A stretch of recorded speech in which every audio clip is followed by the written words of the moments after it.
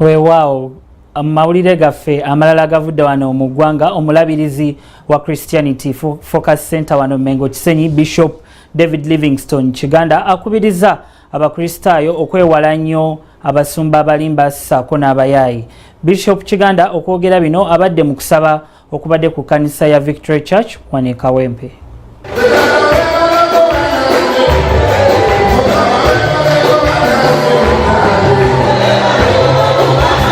Omulabirizi David Kiganda akuutidde abakkiriza okubeera abeegendereza n'ekyo kye batandika nakyo mu buli kimu kye bakola mu bulamu kubanga buli ntandikwa ebeerako ku lugendo. Ekyo ayongedde n'ategeeza nti omuntu kye yeesibirira ng'atandika olugendo lwonna kye kibeera empagi eyeesigamwako okutuusa ng'atuuse gy'alaga. Omulabirizi awadde ekyokulabirako omuli obufumbo, eby'obufuzi n'obulokole kyagambye nti kye tutandika nakyo mu ngendo zaffe kye kisalawo engeri y'okumalako engendo zo.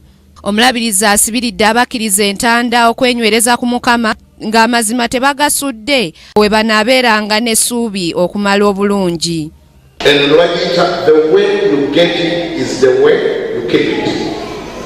Era mulamu weegendereza nga engeri ki gy'ofunyemu ekintu kubanga ekintu engeri gye bakifunamu ate engeri gye bakikuumamu.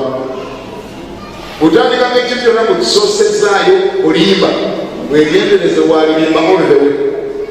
Omulabirizi abadde abuulira ku bugenyi mu kkanisa ya Victory Living Word Church esangibwa e Kawempe mu Kampala ng'eno gye yasinzidde n'asoomooza abakkiriza obutabuzibwabuzibwa n'ababuulizi abatatambulira ku kigambo kya Bayibuli wabula beesibe ku mazima baleme nga bali mu ssabo ery'essubi nga badda mu ly'ebbaati. Grace Nantali Kakooza, Kingdom TV, amalindirire.